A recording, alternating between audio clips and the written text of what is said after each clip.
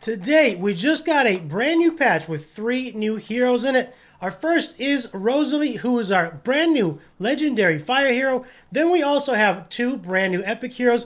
We have Kalona, who is a light epic hero. And then we also have Oramo, who is a fire epic. Let's dive in, do a first look, and see if any of these are any good. Welcome everybody, welcome. If you don't know me, I'm BearCozy. I strive to make not only entertaining but also educational videos, and today I want to do a first look, first impressions, and see where these heroes are good, check out their kits, and see if any of them are worth leveling. The first one is going to be our brand new fire legendary in the Dragon Scale Marsh. Now, she is Rosalie, and Rosalie is actually really good if you are just getting into this, if you have not had a chance to test her out yet. She is very, very good in Ash Magisteria, and actually, if you have a newer account, if you are a newer player, or if you are mid-game, she will definitely carry you through Ash Magisteria. And as we all know, Ash Magisteria has the best gear in game, in my opinion. That is Raider gear. Raider gear is very, very needed. Raider gear and assassin sets are 2 of the best sets of gear that you can actually farm, which make it worth your while. So Rosalie is actually amazing. We're going to look at her, and then we're going to dive into the 2 new epics. Now, as I mentioned before, Rosalie's kind of cool. She is in the Dragon Scale Marsh, and she is our new fire element. She's a legendary, and she has a whole lot going on. If we're looking at her trait, Havoc Scythe is her trait. She gains 1 stack of block at the start of the battle. When attacking, if this hero has a Fire Scythe, she ignores 50% of the target's defense.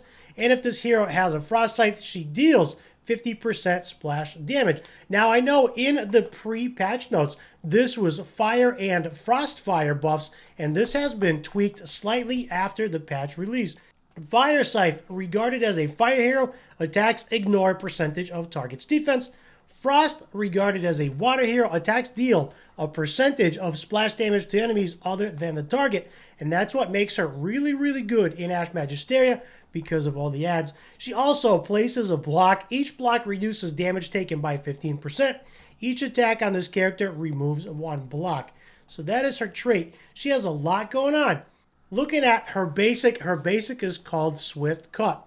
Gains frost or fire according to the enemy's elemental stats, which means she will always be strong stats. She will always be stronger elemental advantage and deals to them 130% damage and gains 1 stack. Now, at this point, she can be either fire or frost, so she's either going to be strong over wood or she's going to be strong over fire. She will not be strong over water, of course, because fire is weak to water and frost is the same as neutral to water, right? So that is her basic there. And we're looking at her passive next, Element Conversion. When attacked by wood or fire enemies, she gains a Fire Scythe or Frost Scythe, depending on which element is attacking her. And she launches a counterattack with the special ability. And of course, as we know, when she has the Fire Scythe, as a fire hero, she ignores, her attacks ignore percentage of the target's defense. And as a frost hero, her attacks deal splash damage to enemies other than the main target. That is her passive. That's kind of cool. And if we click on this icon here, Scythe of Frost Fire removes 1 negative effect on this hero. Then she deals a whole bunch of damage to the attacker and recovers a bunch of health. Healing amount scales with this hero's attack, so every time she removes a negative effect, which makes her really effective in Ash Magisteria because of the bomb, she will counterattack with 130% damage to the attacker and recover health. And the more times she takes damage, the more health she recovers. And right now, she's extremely good, and she is overpowered at the moment. Going into her ultimate, Dance of Frostfire is her ultimate. She gains a Fire Scythe or Frost Scythe accordingly, of course, to the enemy's elemental stats, and then she deals 260% damage, then gains Invincible for 1 turn. If the enemy is killed, she gains Invincible for 2 turns. That is really, really strong with the block, paired with the block. And then, of course, her attack is already S tier, which makes her very, very good. And actually, if you look at her base speed with no gear, she's already at 124 speed, which means she's not really going to need too much more speed to make her very fast. Moving on to the next hero who is in Titan Icelands, that is going to be Oramo. Oramo is actually very, very interesting. He reminds me of Orchi, and we're going to talk about that a little bit more. He is also a fire element. However, he is an epic, which means he should be a little bit easier to get and a little bit easier to ascend. Looking at his trait, Wrath of Burning Souls is his trait, and when he's ascended, he receives damage reduction, rank 2, which means the damage he takes gets reduced by 50%. So looking at his trait, upon taking area damage, reduces damage received by 60%, and launches a counterattack with Burning Soul. Clicking on his trait Burning Soul right up here, when a target dies or the countdown expires, deals true damage to all enemies. That is really, really strong. So Burning Soul, he deals 150% damage to the attacker and applies Burning Soul. And then, of course, when the countdown expires or the target dies, Burning Soul deals true damage, which is absolutely awesome. Now, that is his trait. Let's go look at his basic. Fiery Edge, that's his basic. His basic is also pretty strong. What makes it really strong is the silence. It will not work on dungeon bosses, but it will work in PvP and Hard Void Tower. His basic deals 130% damage to one enemy with 100% chance to apply silence to them for one turn. That's pretty cool. 100% chance to apply silence, provided you have enough focus. Moving over to his passive. Heart of Flames is his passive. 100% chance to gain one bonus turn and grant attack up. That is really, really strong for one turn upon defeating an enemy. That's kind of cool. So every time you defeat an enemy, you gain a bonus turn and you gain attack up. And as long as you keep defeating enemies, you'll continue taking turns. That is kind of neat. I like that. Seems really strong. Let's move into his ultimate. Blazing Slash is his ultimate. It's on a 3-turn cooldown, and it deals 200% damage to one enemy. He also recovers 30% of max health and removes all negative effects from this hero. That is really strong, especially with the health recovery. Now, this guy not only looks like Orchi, but he reminds me of Orchi a lot. I'm not sure what he's doing in Titan Icelands, but that is where he is. If we move over into Silent Woodlands, there is Orchi. I feel like Oramo should have been placed as well in this faction, considering they're very, very similar. But he does have the same ragdoll if you look at him, and he has a very similar kit. Not the same, but this one actually recovers health as well. He gains attack up as well. So I feel like they copied a lot of this. And our third final hero, our third brand new hero, is going to be in Lacer faction, and that is Kalona.